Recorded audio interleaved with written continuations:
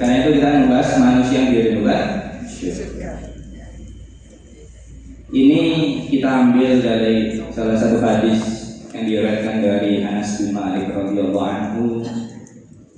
Suatu ketika Nabi sedang melakukan kajian di Masjid Nabawi, sedang mengadakan halaqah.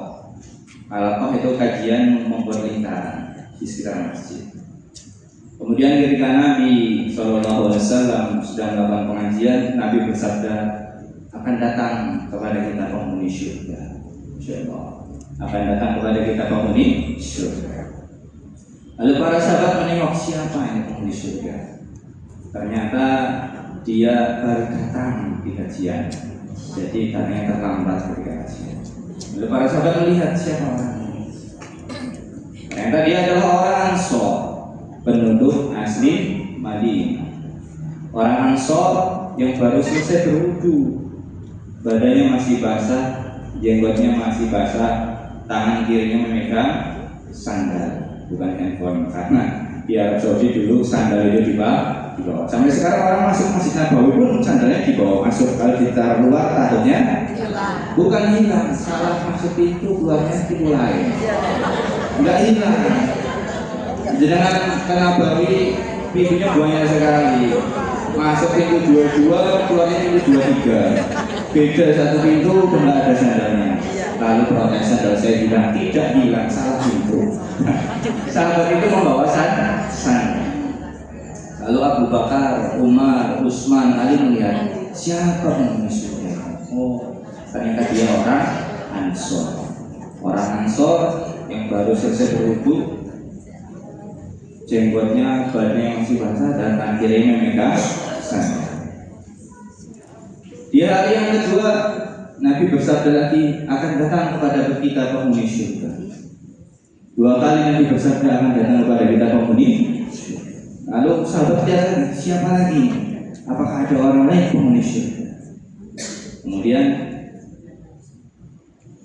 orang-orang mendengar, ternyata masih sama yang kemarin. Orang Ansor baru selesai berwudu, badannya masih basah, jenggotnya basah, tangan kirinya megang sandal. Lalu duduk, mulai melihat apa ya? Amalannya dia ini apa?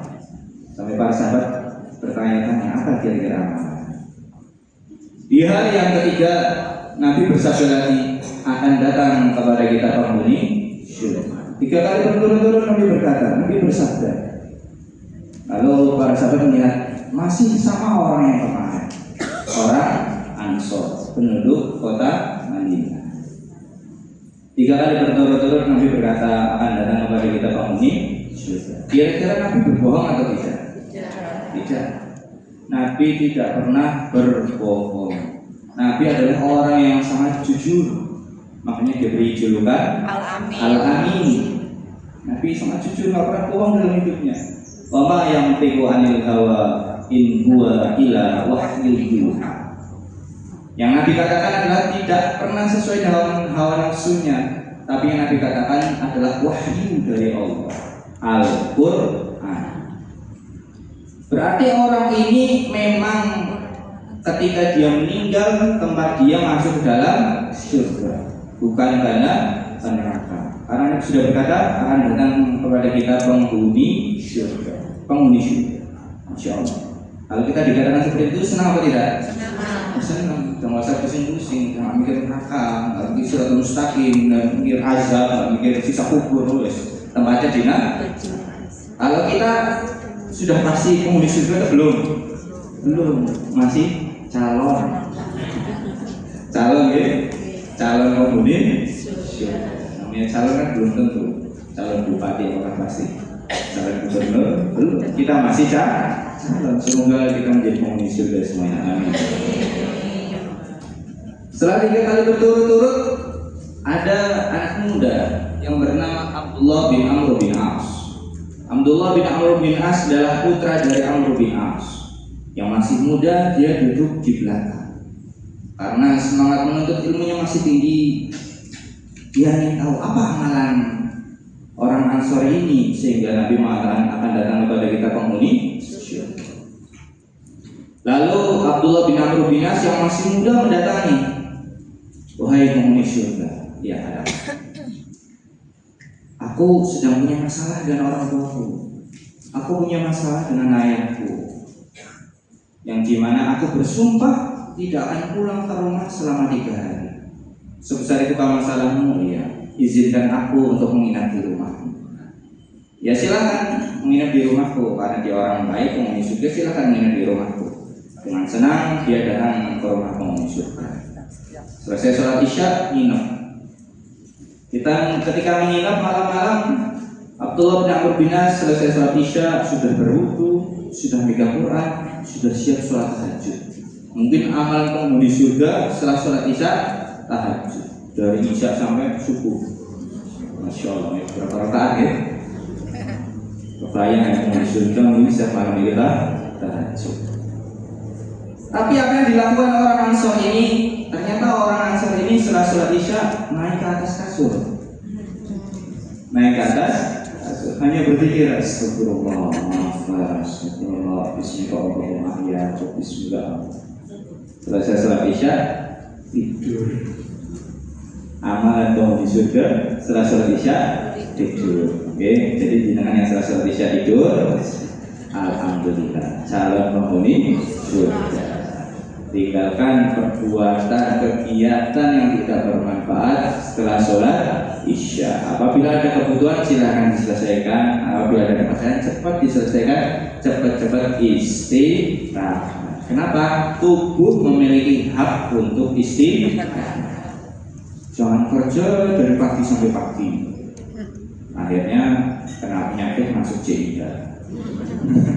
Jangan. Setelah sholat isya tidur. Lalu Abdullah bin Amr bin As janggal, ini penghuni surga bisa malah tidur. Saya kira siap-siap tahajud ini, aku udah berwudu dan pegang Quran siap sholat. Ternyata malah ditinggal tidur. Ya sudah, tidak apa.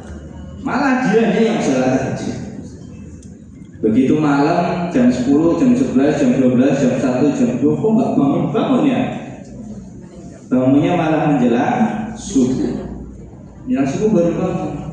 Oh, mungkin orang ini mau sahur ini, mau puasa. Dia penghuni surga masa nggak puasa ya? Dia akan puasa nggak tahajud, mungkin amalnya puasa. Ya, sekarang Senin Kamis yang biasa Senin Kamis atau biasa Daud atau Yaumul Bid, monggo silakan punya amalan masing-masing. Ternyata begitu bangun tidur hanya istighfar, astagfirullah. Makanya amalan paling mulia sebelum subuh adalah memperbanyak istighfar. Wabil ashari hum yastaghfirun.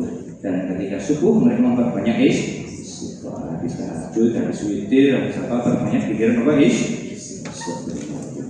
Apa sih dari istighfar Allah maka biraidan dan apa istighfar. Dia nggak sahur. Setelah sholat subuh sarapan. Apa sarapan ini? Orang Arab, kurma, teh, roti, halim, ya. Itu dikatakan sarapan. Tapi kalau orang Jogja, pagi-pagi dikasih kurma, dikasih teh, dikasih roti. Mau sarapan apa dereng? Dereng. Makannya sama, tapi belum dikatakan sarapan. Kenapa Bu? Belum makan nasi. Kalau belum ada nasinya ya belum sarapan. Padahal itu sudah ada teh, kopi, kurma, roti, belum bukan sarapan itu kan, snack. Tapi kalau orang itu sudah sarapan. Kemudian sholat duha ditunggu, mungkin nanti sholat duha. Ternyata dia juga tidak sholat duha, padahal majelis kita ini majelis duha gitu. Tapi beliau tidak sholat duha. Satu hari Abdullah bin Amr bin As tidak menemukan apa amalannya ini. Aku nggak nemu ya amalan penghuni surga. Di hari yang kedua dia berpikir, oh mungkin orang Ansor penghuni surga ini lelah, mungkin capek, makanya dia tidak sholat. Di malam yang kedua selesai sholat isya, sudah berwudu, sudah siap-siap melakukan ibadah, Ternyata orang sore ini naik ke atas kasur, hanya berzikir Allah Akbar, Allah Akbar, Astagfirullah, Bismillahirrahmanirrahim, wa Bismillah. Sudah. Amalannya setelah sholat isya tidur. Nggak banyak amalan. Mungkin nanti malam bangun, ditungguin sampai jam 11, jam 12, jam 1, jam 2, nggak bangun. Menjelang subuh, mungkin hari ini akan puasa, mungkin jauh kemarin nggak puasa, sekarang puasa. Dan ternyata apakah dia sahur? Tidak. Selesai sholat subuh, beliau sarapan lagi kurma, roti, susu, roti, sudah sarapan. Jadi ditambahin telur ya, buat selera. Begitu duha, dia pun tidak sholat duha. 2 hari berturut-turut. Apa? Kok aku nggak dapat ini amalan penghuni surga? Aku nginep di sini ini untuk tahu apa amalannya penghuni surga. Begitu malam yang ketiga, jangan-jangan dia tahu nih. Aku nginep di rumahnya beliau, dia tahu. Aku ternyata lagi diikuti. Aku lagi sedang diinterogasi. Lagi dilihat apa ya amalannya. Wah, bahaya.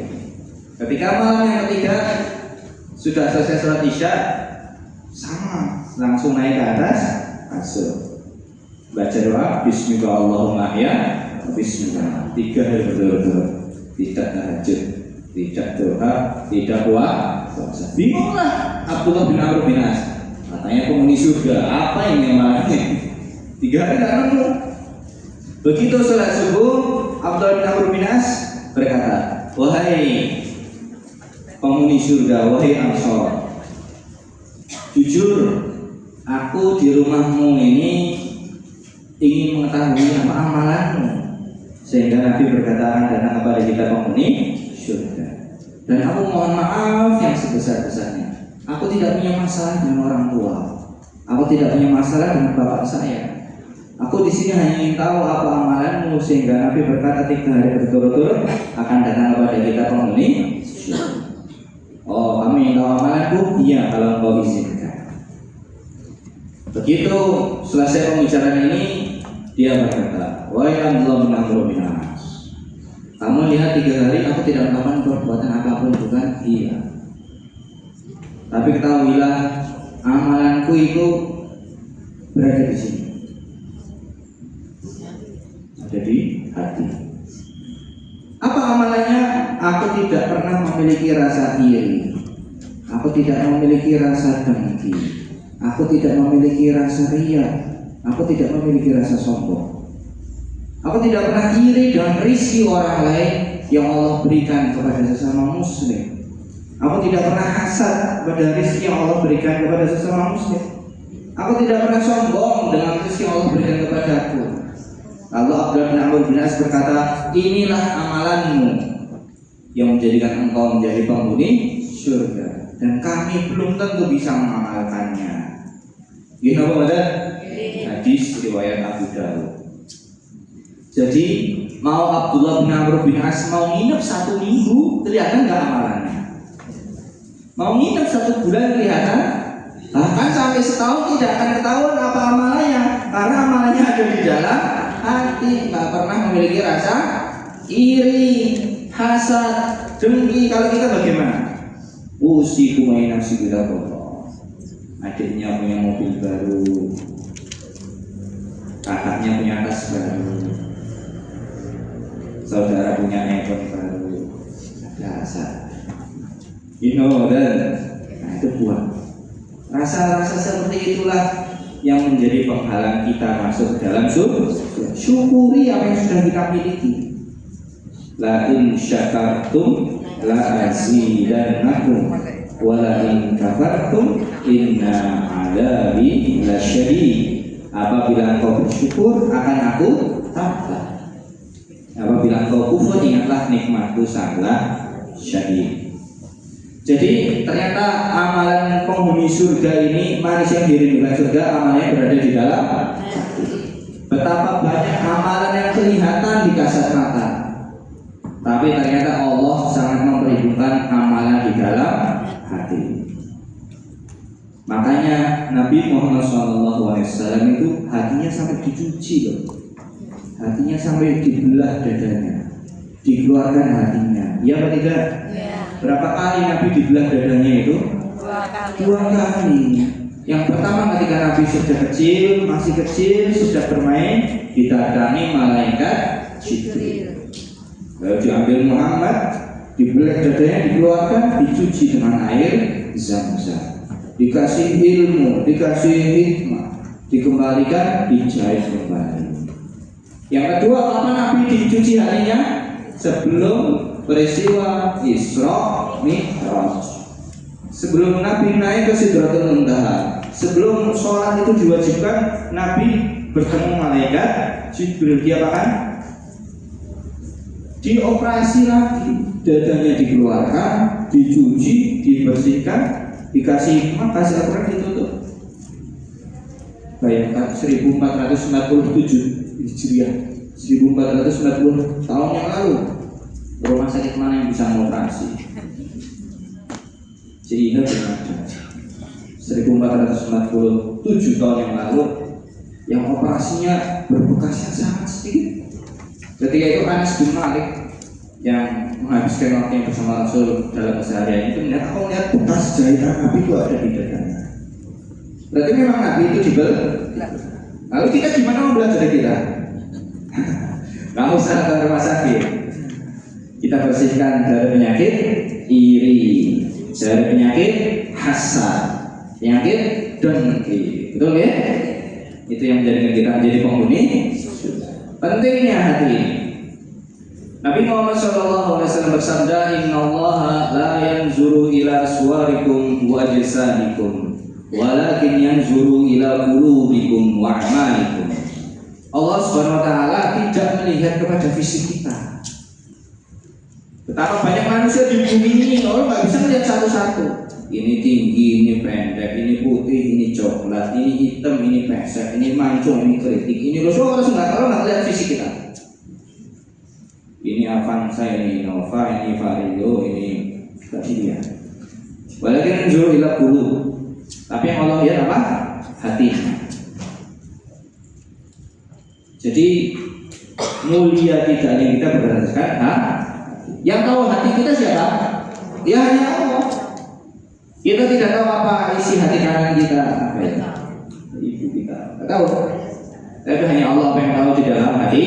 Dan pekerjaan kita itulah yang Allah lihat. Ini pekerjaannya halal, ini baik, ini haram, dan lain-lain.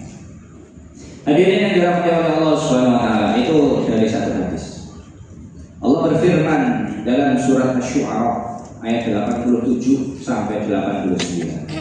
A'udzu billahi minasyaitonir rajim.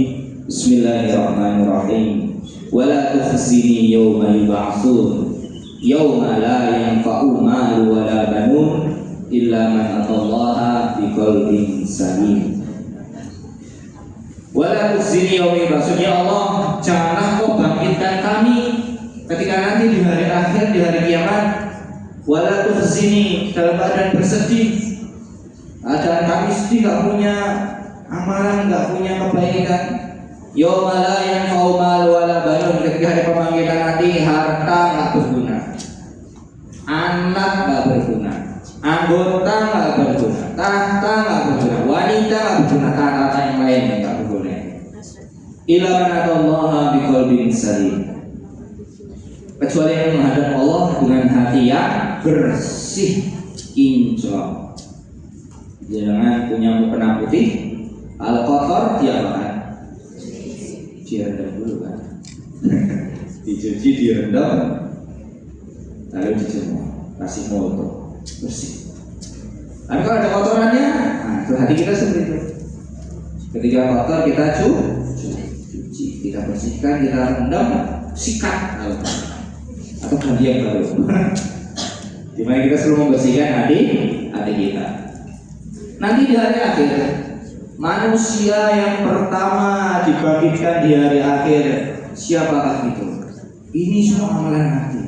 Manusia yang pertama nanti dibangkitkan di hari akhir adalah para koruptor, bukan para ibu-ibu, bukan Yang pertama dibangkitkan di hari akhir adalah para pejuang, para pahlawan, para mujtahid, para syahid yang berjuang untuk apa? Menegakkan agamanya Allah.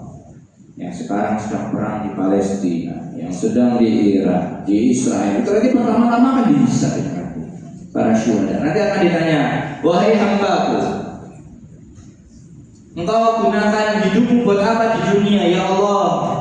Aku gunakan hidupku di dunia untuk memperjuangkan agamamu ya Allah, untuk membela agamamu ya Allah. Allah menjawab, bohong, dusta. Kamu memang meninggal dalam keadaan syahid, tapi di dalam hatimu kamu ingin mendapatkan pujian orang lain.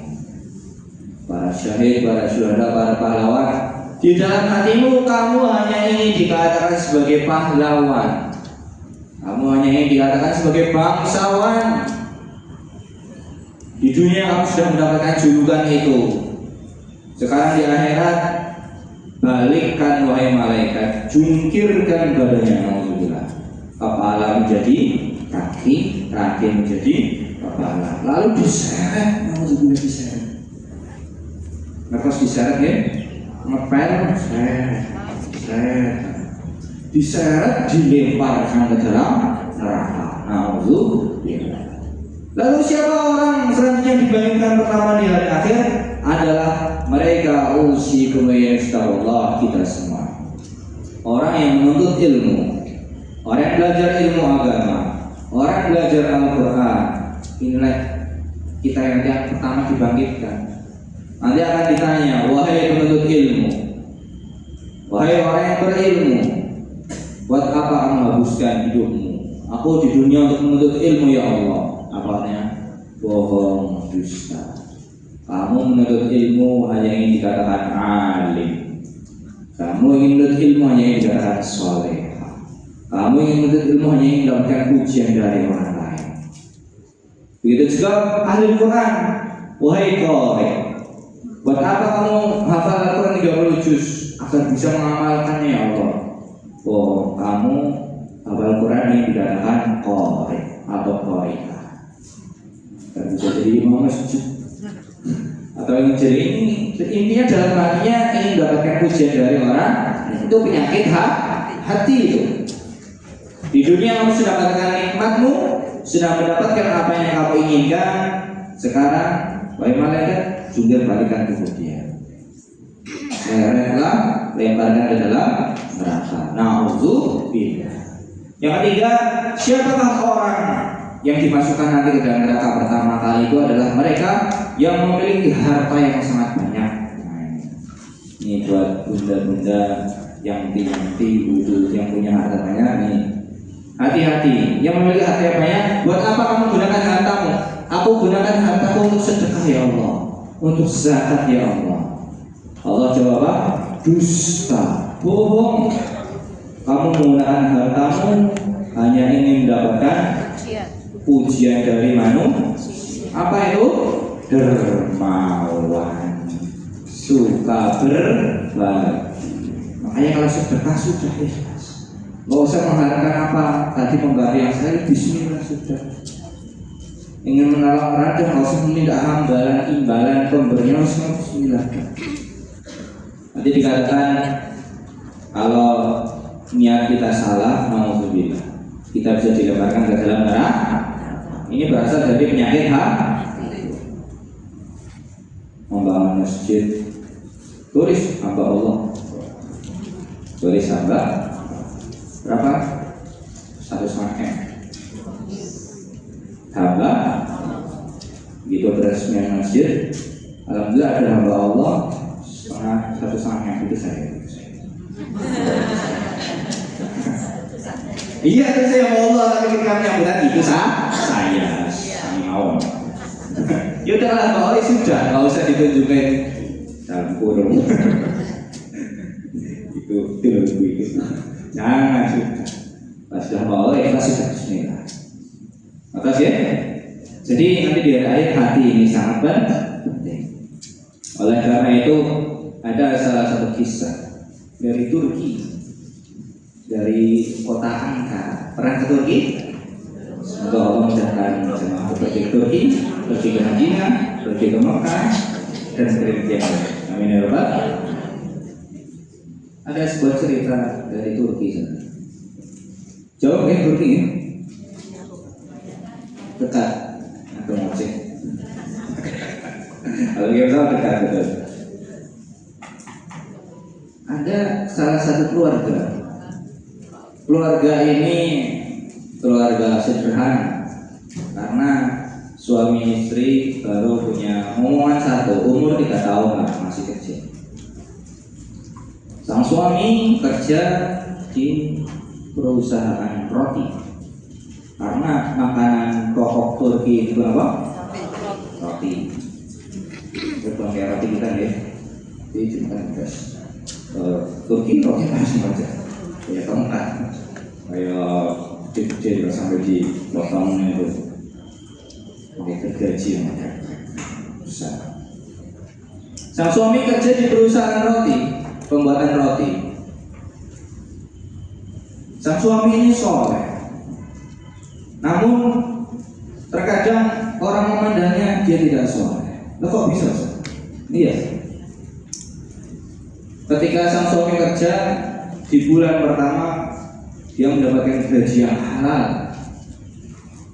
Ketika mendapatkan gaji itu, sang suami membagikan ini untuk istri, ini nafkah untuk istri, ini nafkah untuk anak, adik, beli susu, beli pampers dan lain-lain. Sisanya buat aku. Kemudian dibawa kemana uang ini? Ternyata, mohon maaf, uangnya dibawa ke diskotik, obat, apa ya? Beli minuman keras. Beli satu minuman, contoh, satu minuman keras, dibawa pulang ke rumah. Diapakan? Dibuka, dibuang di kamar mandi. Oh, jangan pulang dulu nanti salah paham. Fotonya ditunggu di kamar mandi. Satu. Bulan yang kedua gajinya naik 2 kali lipat. Sang istri dikasih nafkah, ini buat kamu, ini buat adik, buat nanti sekolah, buat jajan, buat pampers dan lain-lain. Sisanya buat aku. Dibawa kemana? Ke diskotik. Beli apa? Beli buku-buku malam, wanita-wanita nakal. Dibawa satu orang ke rumah. Diapakan di rumah? Dikasih nasihat. Wahai wanita yang belum mendapatkan petunjuk, taubatlah, berhentilah dari dunia maksiat. Ketika ajal datang, sudah tidak dapat di-orting, nggak bisa ditunggu lagi. Ini uang buatmu, surat taubat. Lalu wanita tersebut bertaubat. Di bulan yang ketiga, gajinya naik lagi 3 kali lipat. 3 kali lipat. Istrinya dikasih, ini nafkah buatmu, ini nafkah buat adik. Selanjutnya beli minuman. Berapa kira-kira? 5. Oh, 5. Beli botol 5. Dibawa pulang ke rumah. Istrinya mulai, aduh, gimana ya? Istrinya tahu benar, masih memendam dalam hatinya sang istri. 5 botol ini tidak diminum sama sekali. Dibuka botolnya, dibuang di toilet, dibuang di kamar mandi buat ngasaki, buat nikah. Inclong kamar mandi, toiletnya bersih di hotel, gak ada kotoran sama sekali. Kalau lelet ke situ kepleset kan, tapi kitchennya bersih. Bulan yang keempat jabatannya naik, mulai menjadi staff. Gajinya naik 10 kali lipat. Walau kalian di Indonesia bisa atau enggak naik sebuah lift, kalau di Turki bisa. Gajinya yang 10 kali lipat sangat besar. Ini nafkah buat istri, sudah mulai beli tas, mulai beli apa-apa. Anaknya sudah mulai beli dorongan, mulai beli apa, karena gaji mulai besar. Ini rezeki padaku, oke Pak. Kemana perginya? Dibawa hadis ke suatu lagi. Beli apa? Wanita. Karena sudah naik 10 kali Pak. Pertama manggil 1 wanita, yang kedua manggil 10 wanita, dibawa ke rumah. Dikasih nasihat, kalian semua bertobat, nggak usah maksiat. Ketika kamu berbuat maksiat, rezekinya tidak halal, rezekinya haram.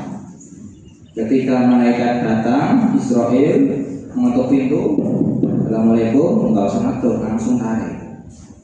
Bertobatlah.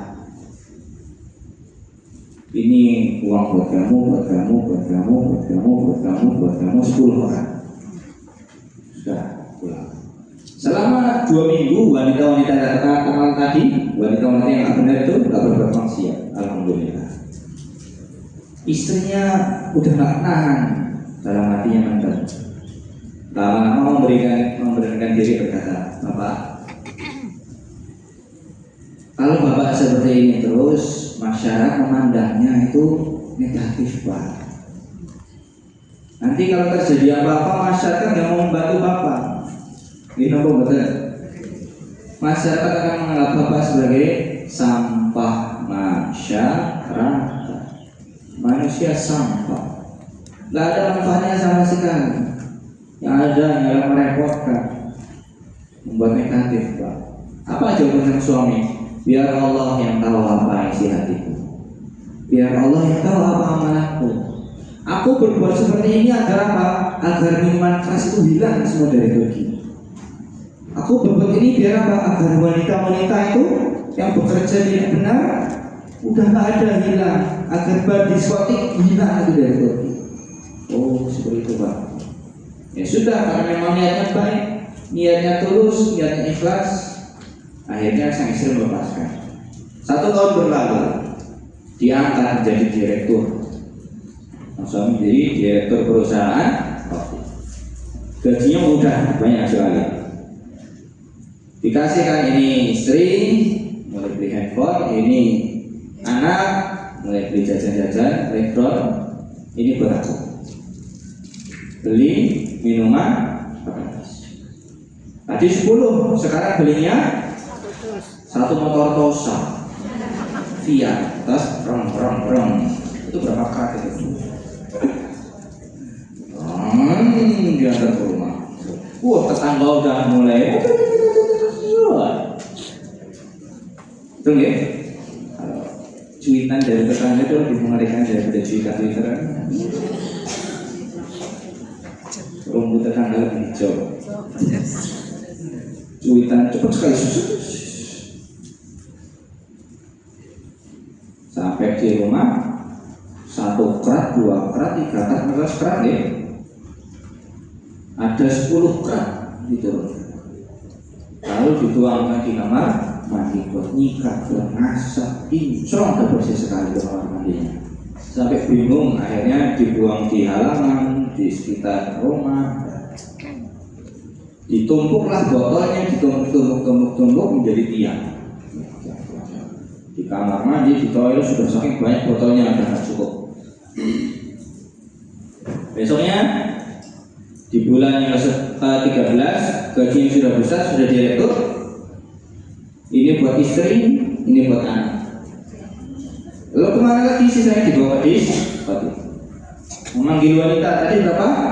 10, sekarang 100. Diskotiknya pindah. Kosong. Diskotiknya pindah. Ya karena orang diskotik udah sampai kasirnya di bawah, sampai cleaning service-nya di bawah, udah nggak ada sama sekali, kosong diskotiknya, close. Wanitanya semua pergi ke rumah bapaknya. Hei kalian semua, apakah kalian tidak takut sama Allah? Apakah kalian semua berani menentang Allah? Kenapa kalian semua berbuat maksiat? Umur tidak ada yang tahu. Pokoknya dinasihatin lah, bertaubatlah, jangan berbuat maksiat. Ini buat kalian. Semua 100 orang dikasih. Pak, saya belum mau dikasih. Lengkap 100. Bertaubatlah. Selama sebulan itu bisa cukup buat hidup sebulan, insya Allah. Jadi berapa buat hidup sekali? Akhirnya barnya tutup selama 1 bulan. Percuma, udah dapat duit, itu bersebulan nyaman. Kemudian di bulan yang ke-14 sang suami mulai sakit. Istrinya mulai was-was. Ketika sakit, nggak lama, tiba-tiba malaikat Jibril datang, lalu meninggal. Cepat sekali proses. Sakit berapa hari? 2-3 hari. Malaikat Jibril datang, lalu meninggal. Ketika meninggal, ya namanya istri soleh datang ke takmir masjid, Pak, tolong diumumkan di masjid berita layu. Tapi bahasa Turki ya, bukan bahasa Indonesia. Tolong umumkan berita layu di masjid. Ada apa, Bu? Suami saya meninggal. Alhamdulillah. Innalillahi wa alhamdulillah si baik. Sampah masyarakatnya hilang 1, Bu. Sedih sekali sang istri mendengar ucapan seperti itu. Tolong diumumkan. Apa kata takmir masjid? Mohon maaf, Bu, kami tidak mau mengumumkan. Tidak mau ngomong. Kenapa? Karena suamiku pelaku maksiat. Wah, sedih sekali. Lalu gimana nasib suami saya? Jenazah suami saya gimana? Minta serah jenengan. Sama sekali kayak aku. Lalu ingat sang istri wasiat sang suami sebelum dia meninggal. Sang suami berwasiat satu wasiatnya. Apa wasiatnya? Jangan pernah menyentuh tubuhku, jasadku, jenazahku, kecuali Raja Turki, Sultan Mehmed IV. Jangan pernah menyentuhku kecuali Raja Turki, Sultan Mehmed IV. Berarti wasiatnya Bapak betul ini. Takmir masjid tidak mau menyentuhnya. Lalu sama sang istri diangkat, mohon maaf, ditaruh di pasar, diletakkan di pinggir jalan. Ya Allah, jenazah itu belum dikafani, belum dimandikan, ditaruh di pinggir jalan. Orang-orang lalu lalang ke situ, lewat, nggak ada yang mengira. Di hari selanjutnya Raja Turki Sultan Murad IV bermimpi. Aku bermimpi harus pergi ke desa Angkara. Di mana itu? Di samping Jeliha. Di Angkara. Ngapain Raja? Nggak tahu. Saya mimpi harus ke sana pokoknya. Di hari yang kedua, sang Raja bermimpi lagi. Saya harus datang ke desa Angkara. Di hari yang ketiga, mimpinya sama lagi, harus mengunjungi desa Angkara. Akhirnya dikumpulkan seluruh jajaran kerajaannya, dikumpulkan seluruh parlemennya. Wahai anggota parlemenku, wahai bawahanku, aku bermimpi 3 hari berturut-turut harus mengunjungi desa di Angkara di sana. Bagaimana pendapat kalian? Oh jangan Raja, jenengan kalau datang ke sana rame nanti. Oh jangan Raja, nanti kalau ke sana ada paku. Oh jangan Raja, nanti kalau ke sana jalannya bolong. Oh jangan, semua negatif semua. Kemudian ada penasihat agama berkata, nggak apa-apa Raja, 1 orang dari sekian ratus yang berkatakan boleh Raja. Ya bagaimana pendapatmu? Dengan syarat tinggalkan seluruh anggota, tinggalkan seluruh aksesoris, tinggalkan seluruh perabotan kerajaan. Maksudnya gimana? Jenengan Raja pergi ke desa Angkara hanya menggunakan pakaian oblong, training, dan sendal jepit. Nah, jadi saya harus menyamar. Iya betul Raja. Baiklah, besok saya akan menyamar. Begitu menyamar, datang ke desa Angkara, pakai kaos oblong, training, sandalnya jepit. Datang ke desa, melihat ke pasar. Ini kok ada jenazah di pinggir jalan ini? ini jenazahnya siapa? Bu, ini jenazahnya siapa bu? Itu sampah. Oh sampah, ini jenazah itu ahli maksiat. Ada bapak-bapak lewat. Pak ini siapa pak? Itu suka ini pak. Oh suka ini. Ada mbah-mbah lewat. Mbah sini lagi mbah. Sering bermain wanita pak. Semuanya negatif sampai anak-anak kita. Dia ini siapa? Oh, itu pak itu. Kok boleh diskotik pak? Suka main bapak luis. Negatif semuanya. Ada yang positif. Sang raja mendekati jenazah. Apa yang dilakukan? Cium. Wangi. Jenazahnya wangi. Ciri-ciri husnul khotimah. Tubuh sudah seminya berapa? 4 hari. 4-5 hari tidak dikuburkan, baunya wangi. Kalau di Jogja pribadi. Jangan kan pada hari 1-2 hari aja Ustaz. Jangan nggak dikabur barus, nggak dimandikan, wah jangan luar biasa Ustaz. Ini 4 hari kok baunya harum, wangi, parfum. Wah ini nggak beres sih. Pak hidung saya nggak beres. Saya aja beli obat, minum obat, minum lagi. Oh benar ini wangi. Lihat depan tokonya, bukan toko parfum. Ini gak jenazah nih, wanginya ini. Di mana rumahnya? Itu Pak di ujung jalan. Oke, saya datang. Lalu sang raja datang ke rumah. Assalamualaikum. Waalaikumsalam. Ada apa Pak? Ibu, apakah benar jenazah di samping jalan itu adalah suami Ibu? Iya betul Pak. Kenapa tidak dikuburkan? Tidak ada yang menguburkan. Loh kenapa? Karena masyarakat menganggap suami saya adalah sampah masyarakat. Suami saya adalah orang yang suka berbuat dosa. Apakah seperti itu Bu? Keasliannya, realnya apa seperti itu? Faktanya seperti itu? Tidak sama sekali Pak. Nah itu kata ibu katanya suka meminum Pak sini Pak. Dibawa ke kamar mandi. Itu Pak. Apa ini? Botol itu dijajah. Toilet juga, botol juga udah jujur banyak. Lalu kemana minumannya Bu? Itu dibuang situ. Itu menyikat nasi kamar mandi sama toilet. Insya Allah jadi bersih semua karena minuman keras enggak. Karena suami saya membuang semuanya, dituangkan, disikat, dituangkan, dikasak, dituangkan sampai bersih semua kamar mandi sama toilet. Jadi suami Ibu tidak meminum sama sekali Pak, tidak diminum. Lalu bagaimana kabar wanita-wanita yang nakal? Silakan Bapak datang ke tempat sampai diskotik. Ternyata diskotiknya belum punya izin dia dengan Bapak. Nggak izin. Padahal dia jangan izin sama aja, siap-siap. Datanglah ke diskotik. Karena pakaian oblong, celana training, sendal jepit, nggak ada yang ada. Baru kalau dia itu aja. Datang ke diskotik. Kalian tahu Pak jenazah yang di pinggir jalan? Oh tahu Pak. Apa yang kalian tahu? Kita sudah berduit Pak. Banyak lagi Pak. Oh iya. Biar berapa? Ya bisa buat hidup 2 minggu Pak. Yang lain saya bisa sebulan Pak. Oh bisa sebulan. Banyak iya. Lalu apa yang dinasihat sama dia? Disuruh bertobat. Lalu kenapa kalian kesini lagi? Nggak ada duit lagi Pak. Alhamdulillah. Dipanggil orang ketiga, orang keempat, orang kelima, orang ke-10, orang ke-20, orang ke-50. Jawabannya sama semua. Kami dikasih uang, kami disuruh taubat, jangan berbuat maksiat. Berarti orang itu soleh. Pulang sang raja. Datang ke rumah istri.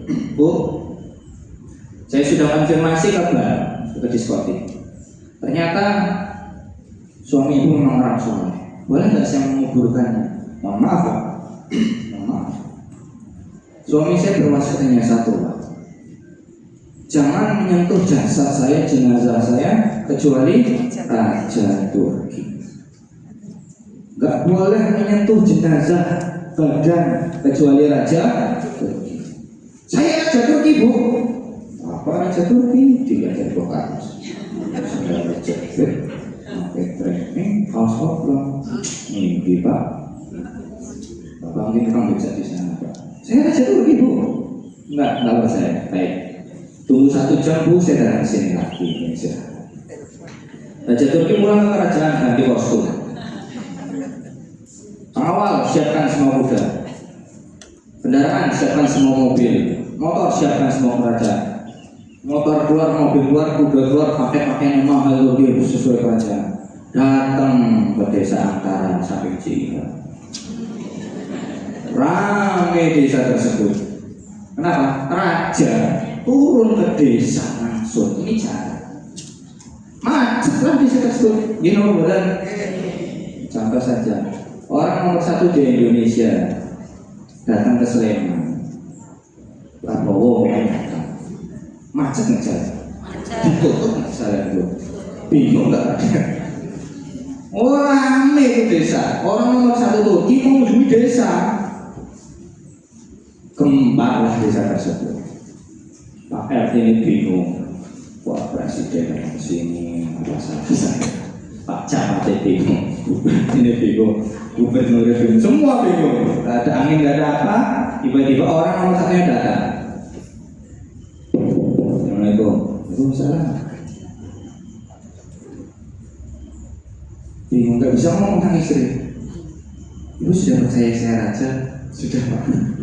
Pakaiannya sudah ganti, sudah pakai jas kerajaan, sudah pakai sepatu, udah mewah. Oh ya, berarti jenengan betul raja. Silahkan kuburkan jenazah suami saya. Ributlah 1 RT. Pak Takmir masihnya datang. Assalamualaikum, Bu. Ada apa, Bu? Kok raja sampai datang sini ini mau menguburkan jenazah? Loh, bukannya suami ibu orang bukannya suami ibu itu tukang maksiat, bukannya suami ibu itu suka berbuat dosa. Sini, Pak. 1 takmir dibawa ke kamar mandi. Itu botolnya, Pak. Kemana airnya, Bu? Itu dibuang. Sini, Pak, dibawa ke toilet. Botolnya udah jejer semua. Kemana airnya? Itu dibuang. Buat nyikat, buat masalah. Berarti suami ibu tidak minum. Jangan kan minum, Pak. 1 teguk pun suami saya tidak mau minum. Baik. Lalu wanita-wanita lainnya silakan datang ke bar biskop. Datang sana menanyakan, Bapak itu selalu memberikan kita uang, selalu mengingatkan kita untuk bertaubat. Berarti itu orang soleh. Baik. Lalu tabir masjid datang ke masjid. Berita lelayu. Kenapa? Mau ngumuman telah meninggal dunia 5 hari yang lalu.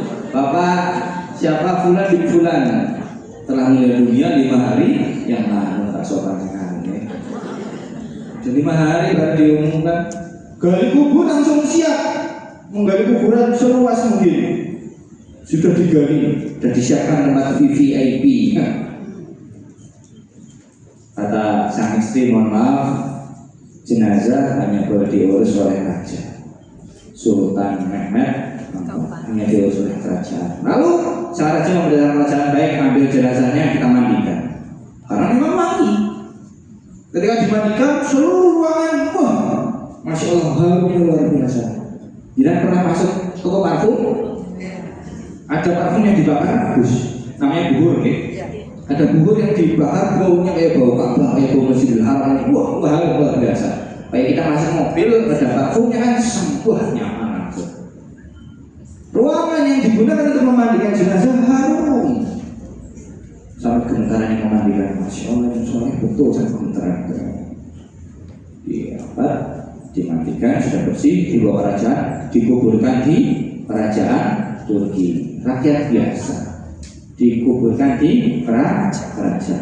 Orang kerja di toko roti. Makanya jangan memandang seseorang dari pekerjaan, dibanding dari mana? Dari hati. Kenapa dia bisa seperti itu? Karena niat dia ingin membuang seluruh minuman. Dia ingin membuang seluruh wanita-wanita nakal. Akhirnya disebabnya ditutup. Pahalanya mengalir atau tidak? Kepada jalan almarhum mengalir. Sudah tidak ada diskoti lagi, tidak ada minuman keras, tidak ada wanita nakal. Oh, pahalanya ngalir terus. surganya sudah dijanjikan. Makanya manusia dirindukan surga adalah mereka yang bersih hatinya. Qalbun salimun, hatinya bersih suci dari kotoran, dari syahwat, dari syubhat, dari hal-hal yang membawa kita inginnya dosa, dibersihkan. Ila man Allah biqalbin salim. Oke? Jadi amalannya bukan sholat, bukan puasa, bukan zakat. Lebih banyak usaha yang kita menerangkan. Amalnya bukan haji, hajinya sedikit bayar 30 tahun. Amalnya bukan umroh, amalnya ada di dalam diri kita. Di mana? Di dalam hati. Bagaimana membersihkan hati inilah usi kumaya nafsi taqwa. Jangan lebih paham. Membersihkan hati gimana? Ya banyak sholat, banyak zikir, banyak istighfar, banyak sholawat. Betul ya? Kita mau bersihkan hati-hati dengan hati, karena bisa sakit hati. Gitu. Perkara hati. Orang kalau sakit hati sembuhnya itu lama. Dan ada pepatah bahasa Arab, terpleset kaki itu lebih selamat daripada terpleset lidah. Kok bisa? Karena kalau terpleset debu 5 menit 10 menit lah, sejam. Tapi kalau lidahnya terpleset masuk ke dalam hati, salah ucap, salah omong, 5 menit 10 menit sembuh, 1 jam sembuh, 1 hari sembuh. Sudah menyakiti hati orang lain setahun pun, 10 tahun pun, 30 tahun nggak sembuh. Kenapa? Hatinya sudah sakit. Betul ya? Oke. Makanya salah satu resepnya adalah menjaga lisan agar tidak dapat memasuki ke hati orang lain.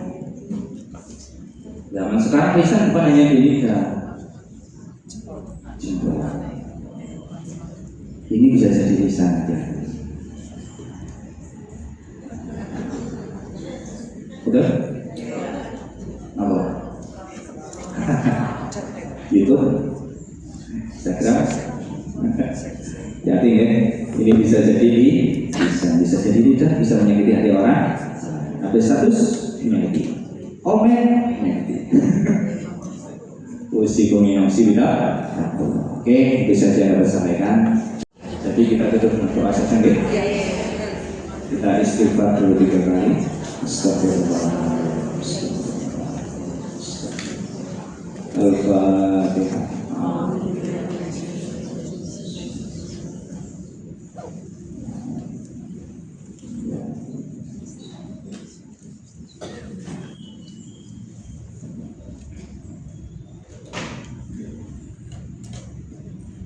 من الشاكرين من الناعمين من اليافين ويكفي المسيرة يا ربنا لك الحمد كما ينبغي لجلالك الكريم وعظيم السلطان.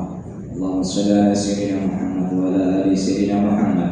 اللهم إنا نشهد بأنك أنت الله لا إله إلا أنت الأحد الصمد الذي لم يلد ولم يولد ولم يكن له كفوا أحد. اللهم إنا نسألك سلامة في الدين وعافية في الجسد وزيادة في العلم وبركة في الرزق وتوبة قبل الموت ورحمة عند الموت ومغفرة بعد الموت. اللهم هون علينا في سكرات الموت والنجاة من النار والعفو عند الحساب.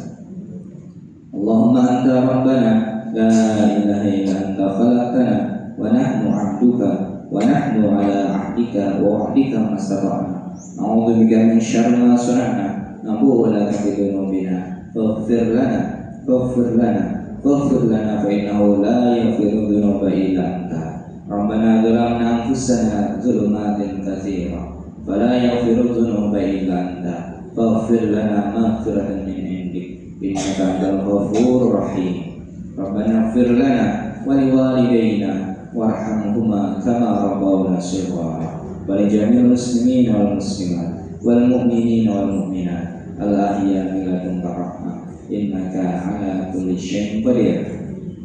Rabbana la tu'akhidna in nasina aw akhtana. Rabbana wa la tahmil 'alaina isran kama hamaltahu 'alal ladzina min qablina.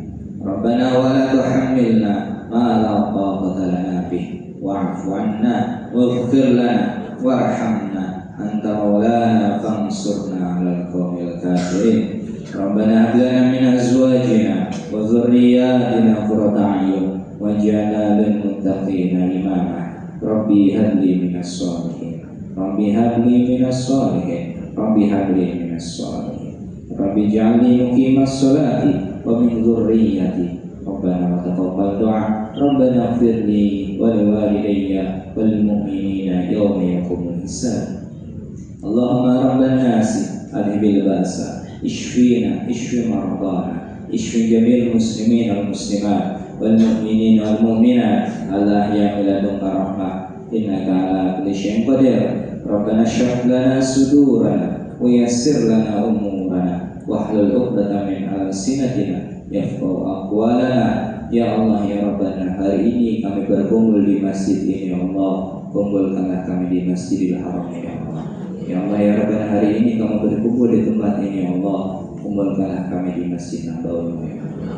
Ya Allah ya Rabbana, hari ini kami berkumpul di masjid ini ya Allah, kumpulkanlah kami di surga Firdaus. Ya Allah ya Rabbana, hari ini kami berada di sini ya Allah, ada yang membawa dosa ya Allah, ampunlah dosa kami ya Allah. Ada yang memiliki hajat ya Allah, kabulkanlah hajatnya ya Allah. Ada yang memiliki penyakit ya Allah, sembuhkanlah penyakitnya ya Allah. Ada yang memiliki hutang ya Allah, lunasi hutang ya Allah. Rabbana atina fid dunya hasanah wa fil akhirati hasanah wa qina adzabannar.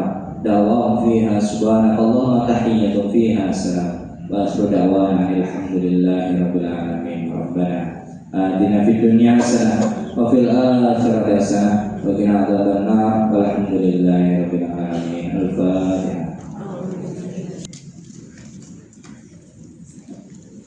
Apabila ada kebenaran dari Allah SWT, apabila kesalahan dari Allah. Assalamualaikum warahmatullahi wabarakatuh.